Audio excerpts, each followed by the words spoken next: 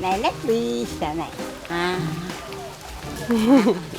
Adi nona bisa. Nona nakal. Nona nakal nenek nakal nek.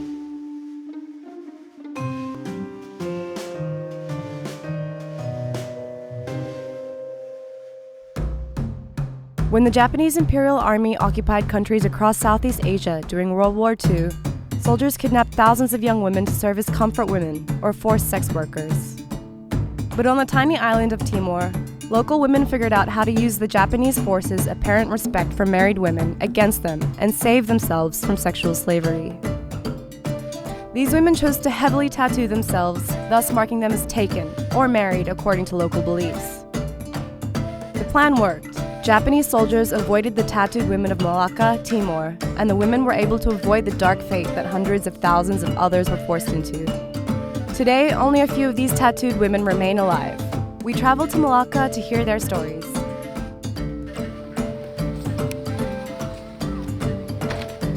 So I've just arrived in the village of Umataos, and I'm about to meet these women who were mostly born in the 30s, so I have a lifetime of questions to ask them. Wait. Selamat siang, Ina. Selamat pagi. Selamat pagi. Yeah. This is Vilomina Hoar, one of the most powerful women in the village. The tribes of Malaka are one of the few matrilineal societies left in Indonesia. Here, the women have all the power and control each family's wealth. Kalau kenalin kita bawa ini sebuah kasih nenek-nenek. Ina si hentian. Ina si hentian. Kasih deh.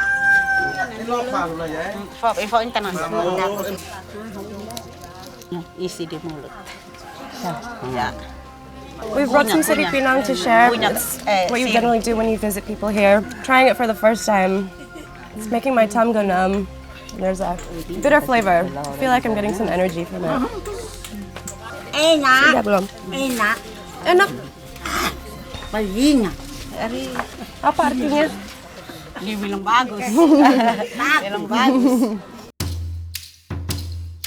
These women are all that remain of Malaka's tattooed women. Each of them have outlived their husbands, and the faded ink under their skin tells a story of resistance and rebellion. Their names are powerful reminders of the resilience of women. Florentina Rica, Maria Bita, Maria Teresia Bete Umabot, Maria Teresia Buyuli, Maria Teresia Hoar, and Mariana Hoar, who is letting me tag along as she searches for firewood, a daily chore in her village.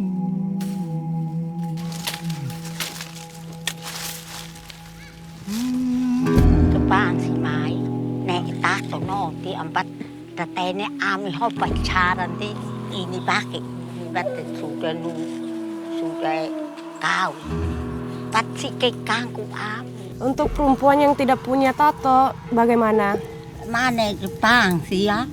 Sira rola oh, sira barepang. Dan hata oke. Jarum. Darah. Berdarah. Sakit nggak? Sakit mati. Pakai. Tuh lah mari maklah tino pitai suy ni akon. Ti. Nenek bisa nek. Adi nona bisa.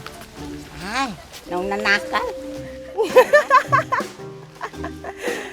Nona nakal nenek nakal nek. Ada suami ke belum? Belum. Aduh, kita dua sendiri ya. Kita dua sama-sama cari laki-laki pasang Ya, nanti saja. Nikah katak no mama. It's amazing how much grace Mariana still projects, despite the terrible ordeal she had to survive when she was young.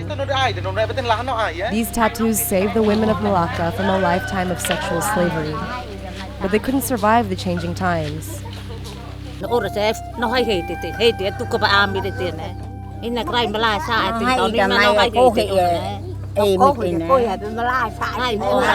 Ada tamu karena ikut serai melayani. Pas sekolah di Mai, kau ke tempat sasi. Mana sih Mai? Perkat. At babalik lo sinanay lo darat. Ano no, anche Hanoi na ata Hanoi hindi ay mo may ata ami Hanoi. Ay matulis ni may siya sila maupuro to tinay. Mate ho to tinay. Asa na lo tinay. Modernization and criminal stigma under General Suharto's authoritarian regime played a large part in young Malaka women's decision to get tattooed. But there's another reason why so few of them choose to go under the needle: the pain. Zamannya nenek-nenek mereka bisa mengerti bahwa mungkin itu untuk sebagai penangkal terhadap gangguan-gangguan penjajah. Tapi kalau kita zaman sekarang, alangkah lebih baiknya dicari jalan yang cara yang lebih tidak menyakitkan. Jadi kami lebih memilih untuk tidak bertato. We spent this much time talking about tattoos, but we were still curious about the process. Although the original tattoo artists have all passed away, the head of the tribe offered to show us how they were done. She's going to put a symbol on me which represents this tribe specifically. It's 2 circles and a few lines representing families being tied together and then being tied to the earth that they were born on. Tintanya diambil dari lampu lentera ini. Ini dia punya arahnya diambil begini. Yeah, you can see the black smoke coming out of there. Arahnya diambil, digaruk, taruh di sini, dicampur dengan air, baru digambar. Gambar habis, ditusuk dengan garam. I think I need a cigarette before I do this.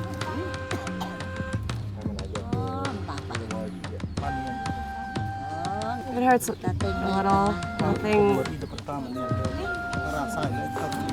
I'm trying to imagine how this would feel doing this for an entire day, as these other women have done, in order to cover entire legs, hands, arms. It take a lot of patience. Okay, she's going a little harder this time. Tambah sakit ini. Yeah, lebih keras lagi, tambah sakit. Nggak apa-apa? Supaya dia hitam masuk ya. Oh, narakat takut itu tetama. Where the actual tattoo is doesn't hurt too much, but my hand's trembling a little. I'm definitely bleeding now. Oh, susah. Moros. Kalau ini dong darah meleleh. Tapi mereka bertahan. Dong karena senang tuh. Mama kuat ya.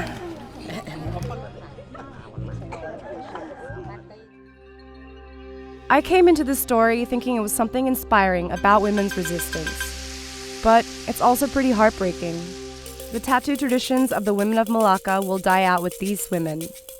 I couldn't help but think about how, worldwide, the weight of maintaining traditions, of keeping them alive, so often falls on the shoulders of women. And that's why we need to celebrate these women's courageous and heroic stories while we can.